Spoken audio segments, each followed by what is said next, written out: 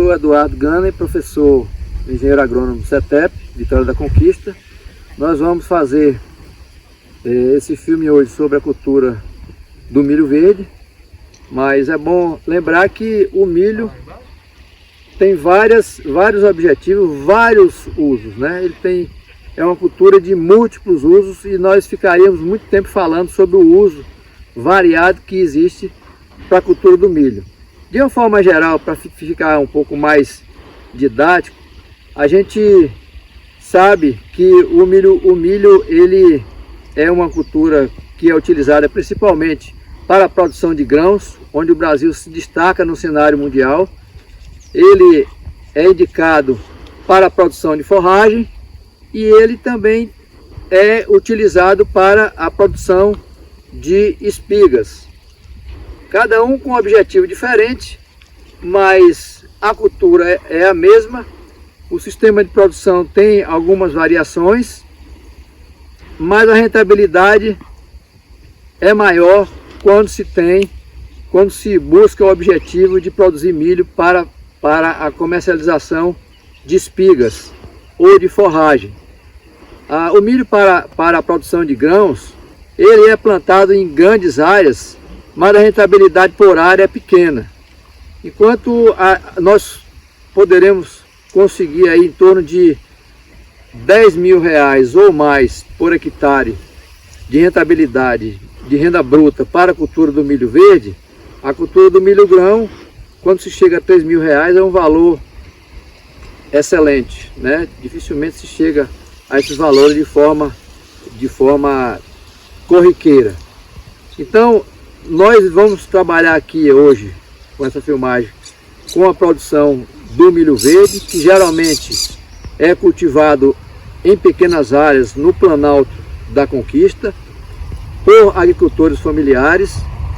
Esse milho verde, na verdade, ele é uma hortaliça porque ele é consumido mais cedo. O tempo de produção dele, o tempo de colheita dele é menor do que os demais, e ele é hortaliça porque ele é consumido ao natural. Geralmente as hortaliças elas remuneram mais por unidade diária. Tem vantagens e desvantagens. A desvantagem em relação ao milho grão, porque o milho grão você pode armazenar. O milho verde você tem que colher rapidamente, né? E a perecibilidade dele é maior, é muito mais perecível. Então, tem algumas características interessantes do milho verde que a gente precisa atentar. Algumas características para a escolha da cultivar e o objetivo de produção, que é a colheita de milho verde, é que esse milho tenha espigas cilíndricas, tenha grãos profundos, claros, com pericarpo, que é aquela cobertura do grão, né, ou do fruto, fino, e que tenha outras características também, mas que tenha uma característica também junto com essa aí, que é a capacidade de ficar mais tempo no campo a partir do momento que ele se presta para o consumo. Então, enquanto o milho grão, se ele chegar no ponto de consumo, vamos dizer assim, né? Hoje, se você demorar poucos dias, ele não vai estar mais bom para ser consumido. No caso do milho verde, uma grande característica é que ele, uma vez chegando no ponto de consumo, ele demora mais algum tempo, podendo ser colhido durante um período de 5 dias aproximadamente. Da mesma forma que se você colher o milho verde e vender para o revendedor, o feirante, por exemplo, esse feirante tem uma condição de, se ele não comercializar no mesmo dia, ele ainda tem aí mais uns 5 dias de folga para que esse milho possa ser adquirido e consumido de uma forma adequada. Então essa é uma característica importante para o cultivo do milho verde.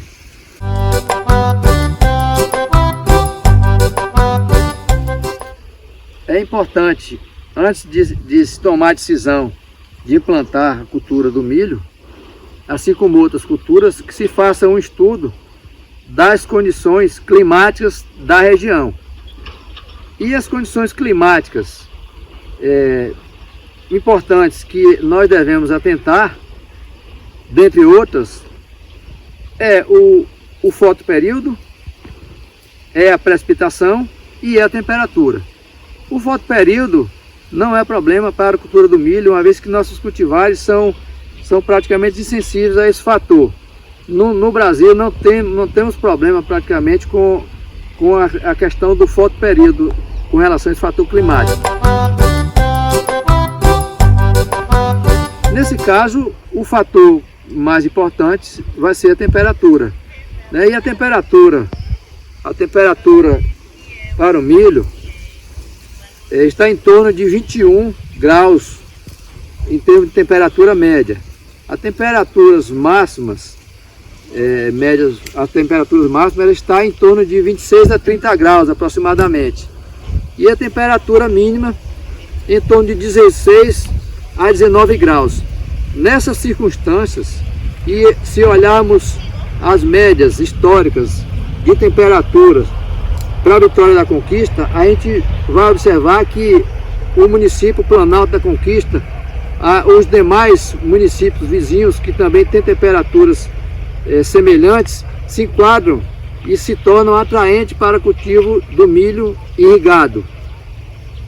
Conquista tem Vitória da Conquista tem uma temperatura média próxima dos 21 graus, tem uma temperatura mínima acima dos 16 graus em termos de média e tem uma temperatura máxima em torno de 26 graus, de modo que esses fatores fazem com que o município realmente seja interessante para o cultivo do milho.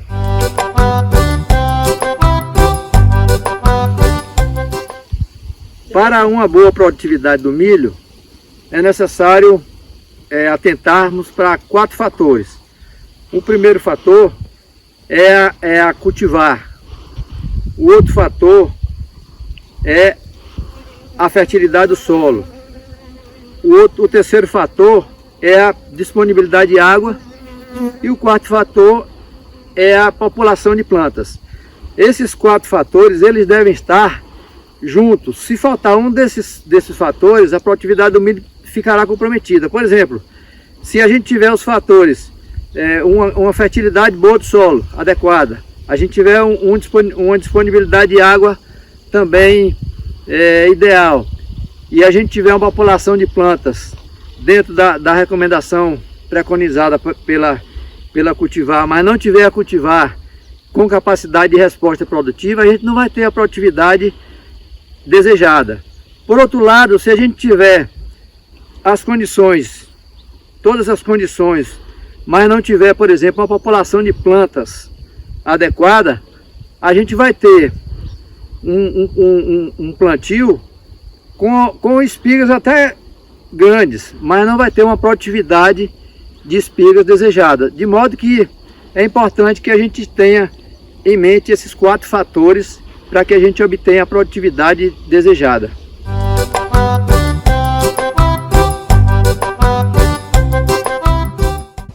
Olá turma, boa tarde. Eu sou o professor João Gomes, sou professor de Mecânica e Mecanização Agrícola. Nós estamos aqui nesse momento para fazer um breve comentário sobre o preparo do solo. Na verdade, esse solo aqui já está preparado, quase totalmente preparado, mas nós vamos falar sobre as sequências, a importância do preparo do solo para o cultivo do milho. Na verdade, o preparo do solo para o cultivo do milho não é muito diferente de outras culturas anuais. O que vai mudar alguma coisa é com relação ao relevo do solo e à condição do solo naquele momento, né? Bem, nós temos que fazer o preparo do solo. Normalmente isso é feito em 4 etapas. Primeiramente tem que se fazer a limpeza da área. Como se vê aqui, nós tínhamos uma área aqui onde era totalmente coberta com capim colonião, e esse capim teve que ser removido, né, para se dar espaço para a implantação da cultura. Então esse procedimento, numa situação dessa, com uma vegetação de gramínea, como nesse caso aqui, pode ser feito simplesmente com uma roçagem. Em outras situações, onde a vegetação tem um porte maior, seria necessário fazer um desmatamento, coisa desse tipo. Mas, em seguida, nós temos que fazer o preparo do solo propriamente dito, que consiste na aração, né? Para se fazer a aração, o solo, portanto, precisa estar totalmente limpo da vegetação espontânea, sem toco, totalmente limpo, com a boa situação para que as máquinas transitem sem problema. Então a aração consiste em passar o arado, né, que é aquele equipamento que pode ser de discos ou de aiveca, pode ser de tração motora ou de tração animal, e essa operação de aração, ela tem que ter uma profundidade em torno de 40 centímetros. No caso do milho, por exemplo, o milho exige de 40 a 50 centímetros de profundidade de terra em boas condições, terras fofas, né, para o sistema radicular se implantar. Mas, na verdade, o milho, ele chega a explorar até mais de 1 metro, chega até situações que chegam até 2 metros de profundidade. Mas o preparo do solo, basta que seja em torno de 40 centímetros. Se o solo tiver numa situação de impermeabilidade, né, no subsolo, aí sim seria necessário fazer uma operação de subsolagem, que não é o caso daqui, né? Então, aqui foi feita uma aração, né? Essa aração poderia ser feita também com a grade aradora, né? Isso vai depender do tipo do solo. Esse solo aqui, como é um solo um pouco mais solto, um pouco mais arenoso, né? É possível se fazer uma boa aração com a grade aradora, mas foi utilizado aqui o arado convencional, de discos, né? Logo em seguida, se faz a gradagem. A gradagem consiste em quebrar os torrões. Olha, vocês podem ver que mesmo depois da gradagem aqui feita, né, ainda continuam alguns torrões. Mas isso aqui são alguns torrões. Se não tivesse feito a gradagem, esses torrões seriam muito maiores e dificultaria a germinação da semente, né? Então é por isso que é preciso fazer a gradagem, para quebrar os torrões, nivelar o terreno e até eliminar alguma plantinha invasora, né? Planta espontânea que esteja surgindo. Essa gradagem é feita com a grade chamada grade niveladora. Bom, eu quero voltar um pouco quando nós falamos de aração, para mostrar para vocês que a aração deve ser feita com solo úmido, levemente úmido, como está esse aqui, por exemplo, né? Que você faz tipo assim, um bolo, e quando solta esse bolo, ele se quebra, né? Porque isso vai depender muito da textura do solo, né? Então esse solo aqui está num ponto bom de umidade para se fazer a aração. A aração não deve ser feita com solo muito úmido, porque compacta muito o solo, né? Então e com solo seco demais, seria até o ideal para evitar compactação. Mas as máquinas teriam dificuldade de trabalhar num solo muito seco, ou seja, o arado não penetra bem e fica muito pesado para a máquina tracionar. Bem, então o solo arado e gradeado, como esse está aqui, a próxima etapa, né, a próxima operação, seria o sulcamento. Esse sulcamento depende, nem sempre precisa ser feito o sulcamento. Se a área vai ser semeada com trator, né, com trator, com a semeadeira de 3, 4 linhas, por exemplo, o próprio trator, a própria máquina, ela já vai fazendo o sulcamento.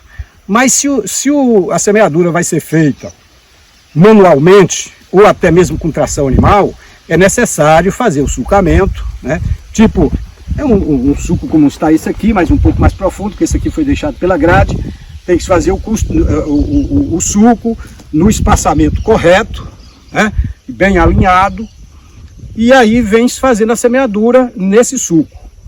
E então, aí é só esperar a semente germinar para dar continuidade, fazer os tratos culturais, etc.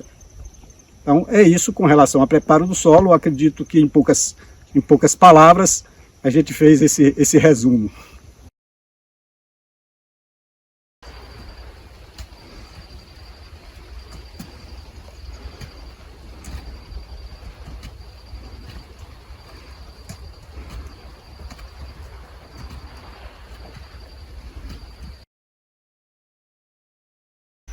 Então, gente, eu sou o professor Paulo, trabalho também nessa parte de topografia e como vamos fazer um plantio de milho aqui nessa área, é importante fazer o dimensionamento da área para calcular, por exemplo, o número de linhas que vai ser de plantio, calcular a quantidade de adubo que vai ser colocado aqui na fundação e posteriormente para a adubação de cobertura.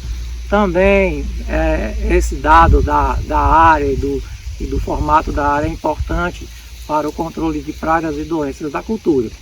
Então, eu vou fazer esse levantamento aqui com a estação total, que é esse aparelho aqui, e vou usar aqui o meu colega Kennedy com o prisma, né? Eu tenho um bastão aqui, tenho um prisma, então a estação total ela emite um laser e esse laser calcula a distância entre a estação e o local que o prisma está.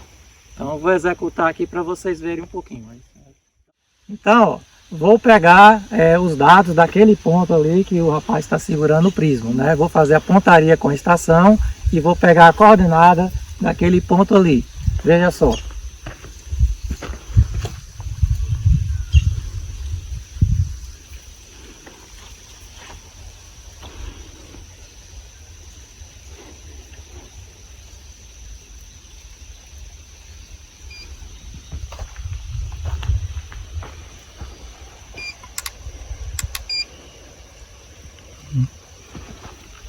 Vá para outra.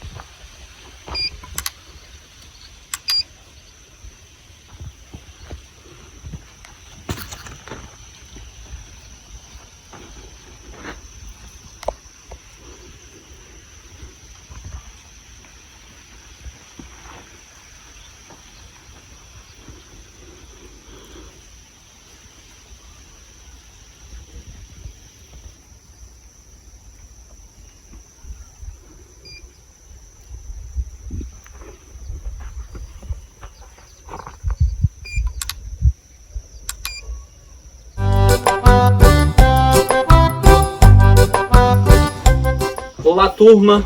Então, depois de ouvir aí sobre a importância econômica e social sobre a cultura do milho, agora é hora de compreender um pouquinho sobre o planejamento para a adubação dessa cultura. Então, um programa de adubação se baseia em alguns critérios.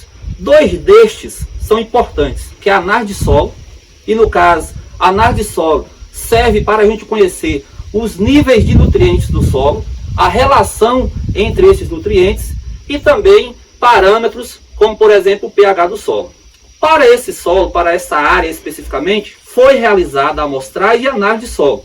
E os níveis encontram em teores ótimos a bons. Portanto, não há necessidade de fazer a correção. Desta forma, a adubação que nós vamos fazer é uma adubação de produção, que é baseada na curva de extração de nutrientes pela cultura, em função de sua produtividade. Então nós seguimos uma tabela, pegamos os valores de recomendação para macronutrientes, nitrogênio, fósforo e potássio, fizemos as conversões para os adubos e chegamos à seguinte conclusão. Para o nitrogênio, vai ser usado o adubo sulfato de amônio. Então usaremos sulfato de amônio e foram calculados 20 kg deste adubo. Eu relembro que o sulfato de amônio tem em torno de 20% de N. Para o fornecimento do fósforo, fizemos a conversão para P2O5 e vamos utilizar aqui o adubo superfosfato simples. Esse adubo ele tem em torno de 18% de P2O5. E para cálculo da nossa área serão necessários 112 kg de superfosfato simples. Para fornecer o potássio, a gente faz a conversão para K2O, porque é essa fórmula que vem no adubo, e o adubo utilizado vai ser o cloreto de potássio, o qual foi recomendado aqui 10 kg com base na adubação e ele apresenta em torno de 60% de K2O. Lembrando que essas contas são contas simples que faz através de uma regra de 3 simples. Além dos macronutrientes, que são aqueles nutrientes mais exigidos pela cultura, também vamos fazer um fornecimento de micronutrientes. E aqui a gente tem uma mistura, e nessa mistura nós temos aqui o boro, nós temos zinco e nós temos manganês. A recomendação para essa mistura de micro são de 8 kg, tá? 40 kg por hectare. Fazendo a regra de 3 aqui, chegamos para a nossa área um valor igual a 8 kg. Beleza, pessoal? Então, depois dessa etapa, com base nesses valores que eu falei, os adubos foram pesados separadamente e depois misturados. Então, aqui nós já temos essa mistura pronta para ir para campo. Lembrando que é importante homogeneizar bem e que essa mistura ela fica uniforme. Então, se for necessário, revire ela várias vezes. Aí no campo, como uma forma de praticidade, é interessante a gente fazer o cálculo da quantidade de adubo por metro linear ou então por um gabarito que você vai utilizar. Fazendo a conta por metro linear da nossa área, que são 2.400 metros, chegamos na quantidade de 62,5 gramas por metro linear. Então aqui está pesado, podemos também usar aqui em torno um gabarito, tá, para 6 metros lineares, que é o tamanho de um cano que a gente vai usar como referência, tá? E aqui então tem 375 gramas. É importante pesar direitinho, fazer esse acompanhamento a nível de solo, incorporar esses adubos, porque o sucesso da cultura está muito correlacionado à adubação. E uma adubação racional é aquela que você vai fornecer somente as quantidades desejadas pela planta. Uma vez calculada e definida as quantidades de adubo conforme a análise de solo, o próximo passo foi a mistura, né? O passo seguinte foi a mistura, que já foi visto, e posteriormente é a definição de, em conhecendo a quantidade de adubo por metro linear, isso vai variar em função do espaçamento entre linhas que ficou definido. O próximo passo é a gente definir como vai fazer no campo. Nesse caso, nós definimos que nós vamos aplicar o adubo a cada 6 metros. Se a gente aplicar esse adubo, essa quantidade de adubo por metro, o trabalho vai ficar muito dispendioso, vai gastar muito tempo. Se for 3 metros, vai ficar um trabalho razoável, né? Vai ficar um ganho maior na precisão e um tempo maior ainda do que se fosse, menor ainda do que se fosse colocar o adubo a cada metro. Nesse caso nós optamos para colocar o adubo a cada 6 metros, que é a medida de um tubo de PVC. Então nós jogamos essa quantidade, que é multiplicada por 6, no suco. Depois de aplicado no suco, a gente deve tapar o suco para que o adubo não queime a semente, né? Tem parte dos adubos que tem um índice salino muito alto e, portanto, ele pode correr o risco de queimar a semente. Por isso, a quantidade deve ter uma quantidade de solo, aproximadamente 5 centímetros, sobre o adubo e logo depois o plantio da semente. Depois de colocar o adubo na linha, a gente vai cobrir um pouco de terra por conta do índice salino de alguns adubos que pode queimar a semente. A quantidade de solo que se joga sobre o adubo é pelo menos 5 centímetros, acho que é uma medida razoável para que não ocorra a queima da semente, o problema na germinação, conforme ele está fazendo na prática.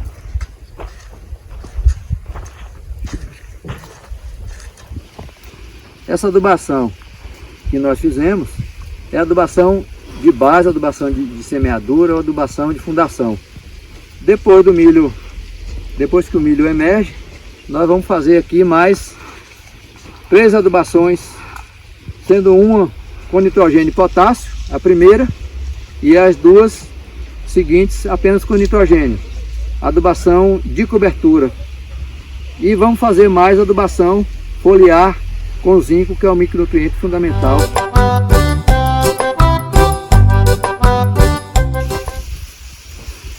Eu sou a professora Tamires, do Colégio CETEP, sou engenheira agrônoma. Quero falar um pouco para vocês sobre as características da semente do milho. É uma semente classificada como ortodoxa, que quer dizer que ela pode ser armazenada após ser ressecada. Porém, o tipo de armazenamento pode interferir na qualidade dela, no vigor, né, na emergência de plântulas, na taxa de germinação e pensando também no tratamento dela. Muitas delas vêm com tratamento fungicida, que é importante, porque você pode trazer de outros locais sementes contaminadas para o seu solo. Então, uma semente bem tratada, uma semente bem armazenada, ela vai sempre manter o seu vigor, a sua qualidade sempre intacta. Hoje ocorrem muitos estudos sobre os agentes biológicos que podem ajudar a cultura. Pode ser de diversas culturas. Agora do milho, existem 2 tipos que nós vamos fazer aqui no campo. 2 tipos de inoculação. A inoculação do tricoderma, que é um fungo, que ele pode parasitar, ele pode fazer uma antibiose, ele pode competir com outros fungos que possam trazer doenças para o milho. Porém, ele tem alguns benefícios, ele promove o crescimento da raiz. Aí você fala assim, por que promover o desenvolvimento da raiz? Uma raiz mais desenvolvida, mais rapidamente, ela pode absorver melhor a água, ela pode absorver melhor os nutrientes, ela pode ter um melhor desenvolvimento da cultura, do crescimento das plântulas. E é interessante que nesse desenvolvimento a planta fica mais resistente à seca, né, à salinidade. Isso é muito importante. Outra coisa é que esse patógeno, esse fungo, o tricoderma, ele pode ser utilizado também na via foliar. Por exemplo, antes de vir qualquer outra doença, eu posso aplicar o fungo e quando vier uma doença pode ser um fusário, pode ser uma outra doença que pode atacar a folha ou a raiz, ele vai combater, né, ele acaba sendo um inimigo natural no próprio solo ou na própria via foliar. Agora vamos fazer o passo a passo de como fazer a inoculação agora do nosso fungicida do tricoderma, tá bem? Vamos pegar 50 ml, vamos pegar uma proveta, né, toda graduada, 50 ml e vamos colocar. Mais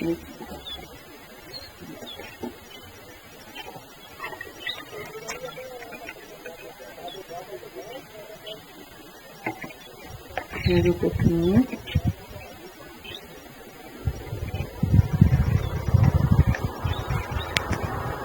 ml certinho do nosso produto. Vamos utilizar agora em colocar numa bomba postal com 20 litros, né? Essa bomba postal. Vamos mexê-la, sacudir o nosso equipamento e vamos depois agora colocar no solo, né? Vamos mostrar o passo a passo agora no solo. Aqui, ó, 20 litros.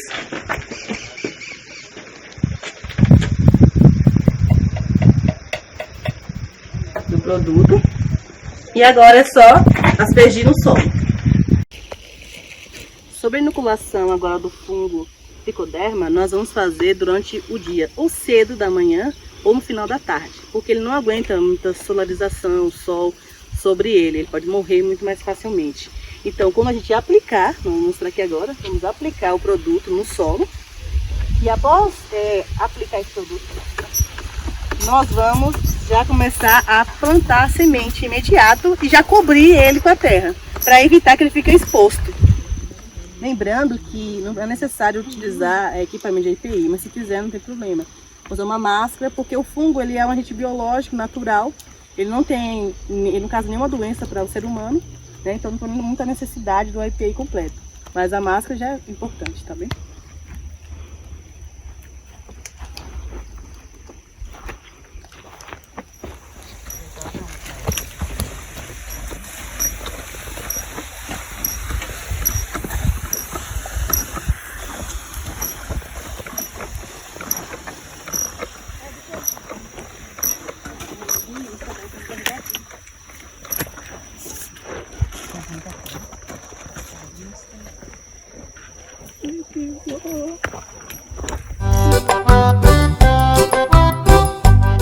Uma planta que tem aí maior desenvolvimento de raiz, né, melhor estrutura das raízes, ela vai ter aí maior capacidade de exploração do solo, né, para poder buscar, né, tanto absorver a água quanto os nutrientes, né.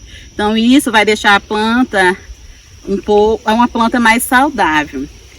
E assim, o azospirilo, ele é o primeiro inoculante a ser usado no Brasil, desenvolvido pela Embrapa brasileira, né, que começou a ser usado em 2009, 2010. O uso do inoculante azospirilo tem demonstrado muita importância para a agricultura, porque ele traz tanto os ganhos econômico quanto ambiental, né. As pesquisas feitas pela Embrapa, né, que tem sido desenvolvido nos últimos anos, têm demonstrado que o uso do azospirilo, ele traz uma economia de 20 quilos de nitrogênio, né, por hectare. Então isso proporciona uma economia para o produtor, além de deixar a planta mais saudável, né, e essa planta, como consequência de todo esse processo de enraizamento, de maior capacidade de exploração do solo, né, ela vai ser uma planta mais resistente, mais saudável, e assim vai, né, evitar ter problemas, né, de doença e, consequentemente, diminuir o uso de agrotóxicos, né, na natureza.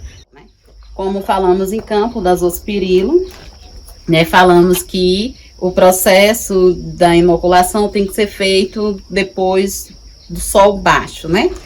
Então, nós estamos agora 20:05 e estamos agora preparando, porque já sai daqui direto para o solo, né? Então, aqui nós temos 50 gramas de açúcar, né, para fazer o preparo da calda, e 400 ml de água. A gente vai estar, então, botar o açúcar.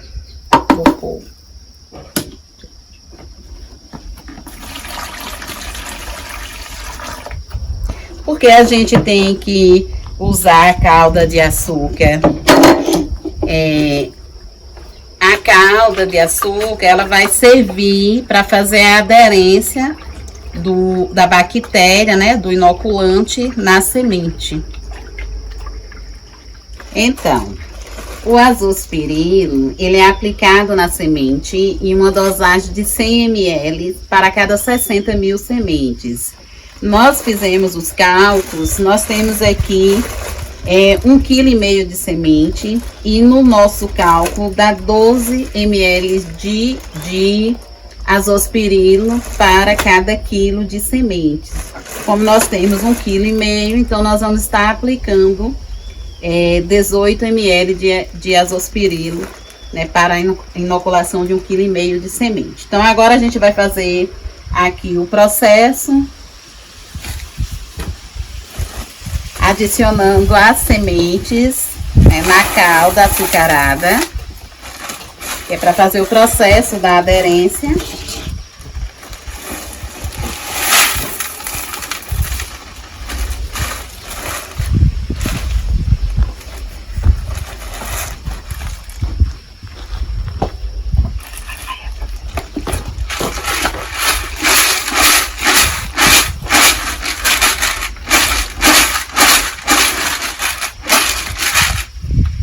Agora a gente vai coar, né, para poder diminuir a umidade, a quantidade da calda.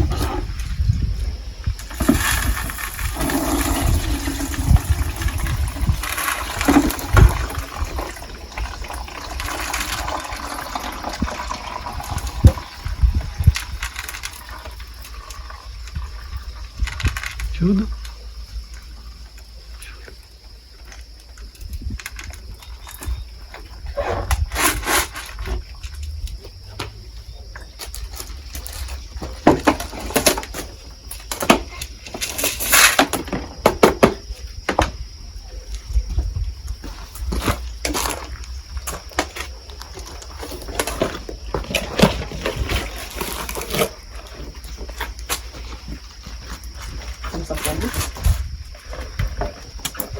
Aqui tá o azospirilo, né? A gente vai encontrar aqui na caixinha da Azotrop. Ele vem, né, embalado dentro de um saquinho.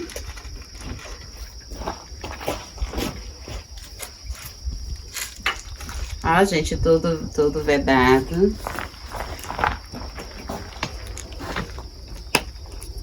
Tem que estar vedado, né? Bactéria. Não abre com a luva.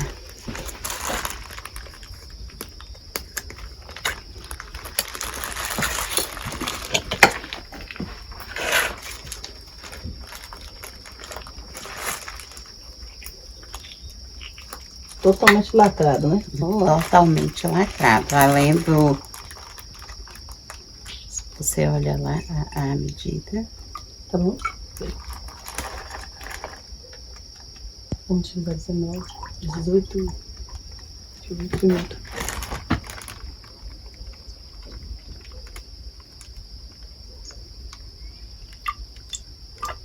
Preparar.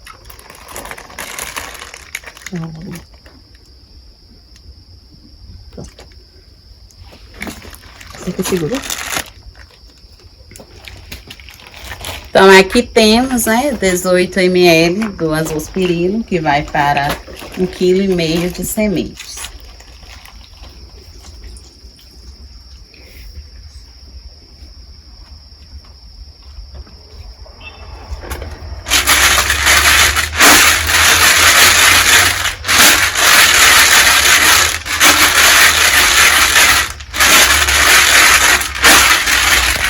Pronto, agora após esse processo tem que ir direto para o campo. Não pode ficar muito tempo, não pode secar, não pode ficar em temperatura alta, né, para não correr o risco de matar a bactéria. Então vai sair daqui e vai ser direto feito a semeadura, e logo vai ser coberto e tá feito o processo, né, do plantio.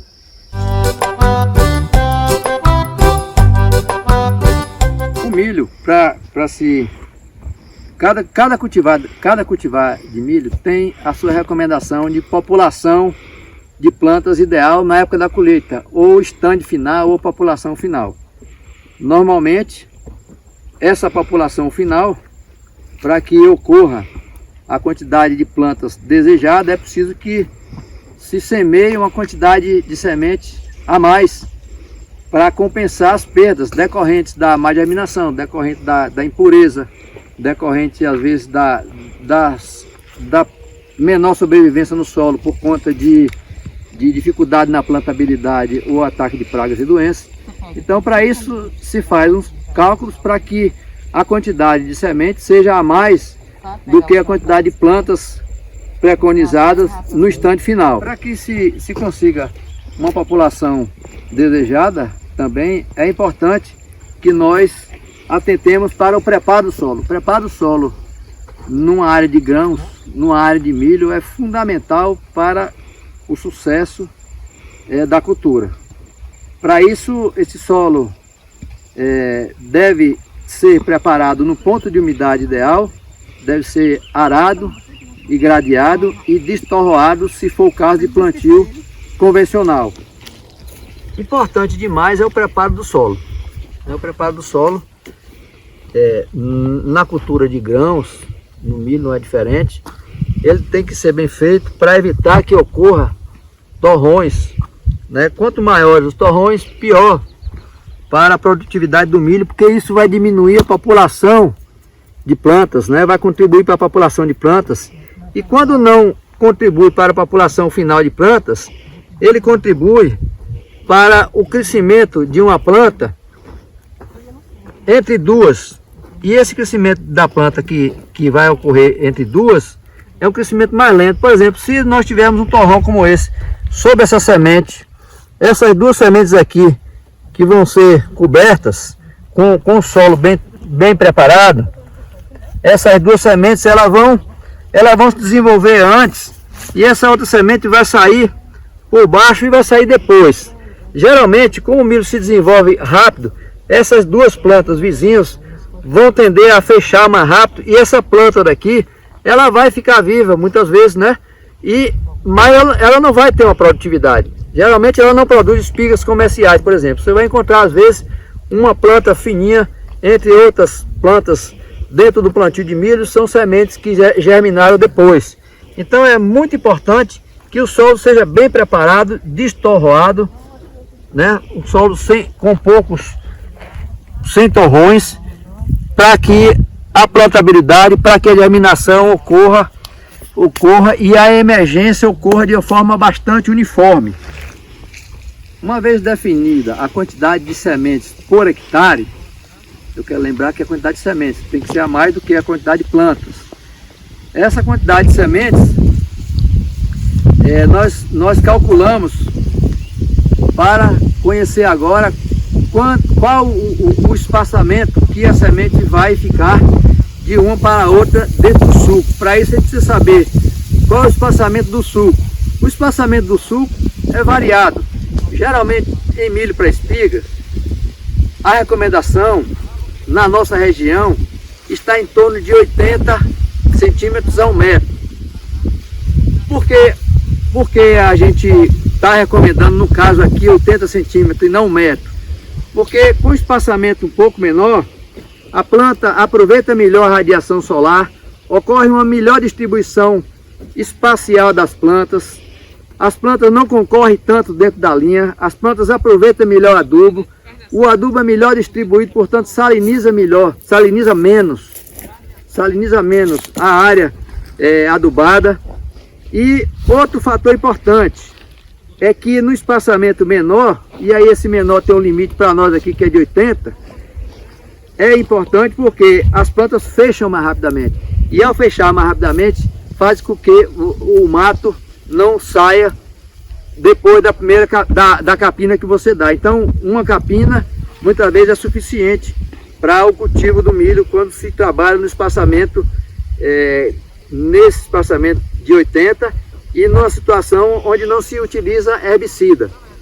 É importante salientar que o espaçamento menor do que 80 já cria uma dificuldade cultural na região, que é aquele comprador que muitas vezes ele mesmo vai colher o milho e ele não aceita que o milho tenha um espaçamento menor do que 80, por conta da dificuldade de colheita, por conta daquele joçal que tem o milho, né, daqueles espinhozinhos que tem o milho. Então dificulta mais, segundo os agricultores, segundo os compradores na hora da colheita. Então a gente reduziu ao menor tamanho possível para que o espaçamento fosse adotado de 80. Se a gente utilizar um espaçamento maior, nós vamos ter as dificuldades inversas, né? Aquelas dificuldades, aqueles problemas que não teria se o espaçamento for menor, conforme a gente já falou. Então, uma vez definida a quantidade de semente por hectare, definido o espaçamento de uma semente para outra dentro da linha, após também ter definido a quantidade de linhas por hectare, nós vamos buscar alternativas para colocar essa semente naquele espaçamento definido. Uma das alternativas foi utilizar um gabarito. Nesse caso aqui, o espaçamento de uma semente para outra vai ficar 22 centímetros e a gente colocou os gabaritos numa fita crepe a cada 22 centímetros, onde essas sementes foram colocadas, né? Então todas as sementes foram colocadas no local, marcado, previamente marcado. A gente tem várias outras alternativas quando o cultivo é manual. A gente poderia pegar um gancho também e com o solo úmido a gente marcar com o gancho no espaçamento desejado também, e vir uma pessoa marcando e a outra colocando as sementes. Então, o espaçamento do milho depende, ele é um tanto quanto flexível em função daquilo que se deseja. Existem espaçamentos bem menores no cultivo de milho grão, mas no nosso caso, como já foi explicado, o espaçamento será de 80 centímetros. Uma outra coisa importante, porque esse sistema é um sistema para agricultor familiar, um sistema manual, é dizer que a gente isso pode ser calculado tanto a adubação quanto a semeadura e a quantidade de sementes por covas, se isso for feito em covas, se não for feito na linha. Pode ser feito as covas alinhadas, mas não precisa fazer esses sulcos, né? Então já há um ganho operacional, já há um ganho na mão de obra. Então nesse caso aqui, a gente poderia fazer em covas e calcular a mesma quantidade de semente por hectare, mudando apenas o espaçamento de uma cova para outra. Uma vez semeado, a gente vai fazer a cobertura do solo, a cobertura das sementes. E a cobertura da semente deve ter aproximadamente 5 centímetros nesse solo de textura média. Se o solo for de textura arenosa, essa profundidade pode chegar até 8 centímetros. Se o solo for de textura gelosa, a profundidade é até 4 centímetros. Então é importante também que a gente atente para a profundidade de semeadura,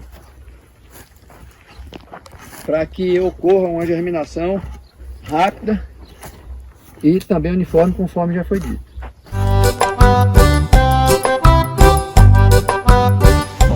Então, para a irrigação do milho, a gente vai usar aqui essa motobomba de 5 cavalos, que vai succionar a água desse poço aqui e empurrar pela tubulação para chegar lá até os aspersores. Mas antes de fazer tudo isso, é importantíssimo que se faça a análise da água para fins de irrigação, para não ter problemas de água ter uma quantidade de sais muito elevado e promover a salinização do solo lá na área irrigada. Isso é um problema difícil de resolver depois. Então é preciso precaver, né, para não incorrer nesse problema. No caso aqui, a qualidade da água tem uma certa salinidade, mas é baixa. Então, para a cultura do milho, que é tolerante a essa salinidade, é plenamente possível. É interessante também para fazer o projeto de irrigação, saber a altura de sucção, ou seja, a altura, o nível da bomba em relação ao nível de água que está lá no poço, né, para entrar no cálculo da altura manométrica. Então, gente, para a irrigação do milho, né, nós estamos aqui na área a ser irrigada. Então temos aqui a linha principal, que vem lá da motobomba, que é essa linha aqui, e temos as linhas laterais, né? Então nós temos aquelas duas linhas laterais, uma da linha principal para cá, outra para lá, como também temos o setor de cima, que tem mais duas linhas laterais. Essa irrigação vai funcionar assim: nós temos 15 aspersores do lado de cá, certo? E 15 aspersores do outro lado. Então vão funcionar dois setores. Primeiro a gente vai ligar o primeiro setor e depois vamos ligar o segundo setor. Então, muito agricultor acha que na hora de fazer um projeto de irrigação, ele tem que comprar a motobomba, comprar a tubulação e depois comprar os aspersores. Não é assim, né? Então primeiro a gente escolhe o aspersor com a precipitação adequada ao que a cultura necessita, no caso aí o milho, certo? Que vai em torno aí de 3 a 5 milímetros por hectare. Depois que a gente seleciona o aspersor, a gente vai na especificação dele e ver a pressão de serviço, né? Então a pressão de serviço desse aspersor é 25 metros de coluna d'água. Ver a altura que o aspersor tem que ficar. Então, como o milho vai crescer e o aspersor tem que molhar por cima do milho, esse aspersor está numa altura de 2 metros, né? E a água, quando vai ser empurrada pela tubulação, pela bomba, ela tem uma perda de carga. Então tem uma perda de carga na linha principal e uma perda de carga nas linhas laterais, além da altura de sucção e da diferença de nível desse terreno aqui em relação à bomba. Então a gente tem que somar todas essas alturas aí. Quando nós fizemos os cálculos para essa área aqui, deu uma altura, que é chamada de altura manométrica, de 44 metros. Então a bomba, ela precisa ter uma potência suficiente para elevar a água a uma altura de 44 metros, que é o caso dessa área aqui. Além do mais, a gente precisa saber a vazão que essa bomba precisa ter. Como vai funcionar 15 aspersores, de acordo com a vazão de cada aspersor, os 15 funcionando juntos, vai precisar de uma vazão de 12 metros cúbicos por hora. Então a bomba, quando for comprada, a gente tem que ter essas informações, né? A gente tem que ter, ela tem que ser suficiente para ter a vazão de 12 metros cúbicos por hora e elevar a altura acima de 44 metros. Aí ela funciona plenamente. E aqui, quando nós fizemos a irrigação, a topografia, quando nós fizemos a topografia do terreno, gerou esse mapa, né, na qual a gente tem o comprimento da linha principal e o comprimento das laterais aqui, né, além da área a ser irrigada.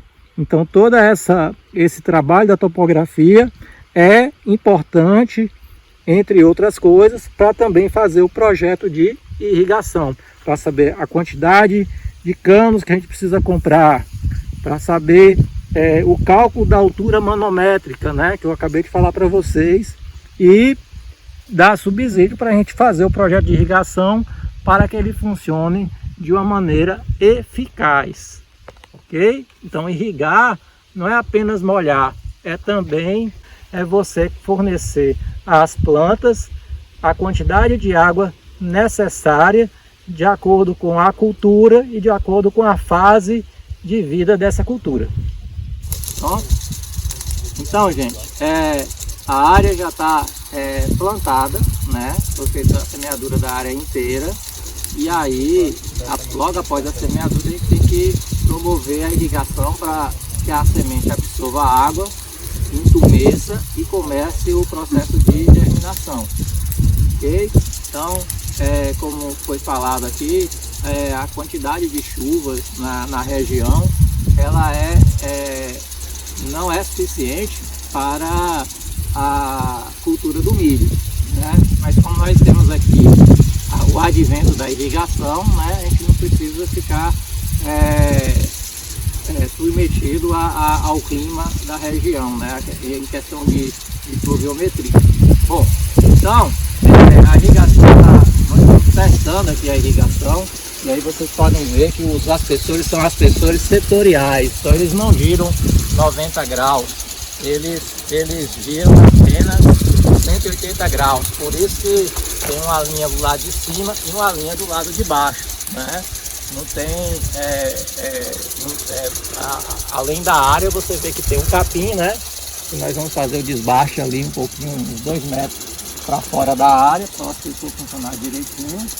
Mas você vê que toda a área está sendo irrigada, né? A área está sendo irrigada de forma uniforme, né? Dando condições toda a área plantada germinar, né? Tranquilamente. E agora vamos esperar, né, as próximas fases dos tratos culturais e colheita do milho, né? Que nós vamos gravar futuramente. É isso aí.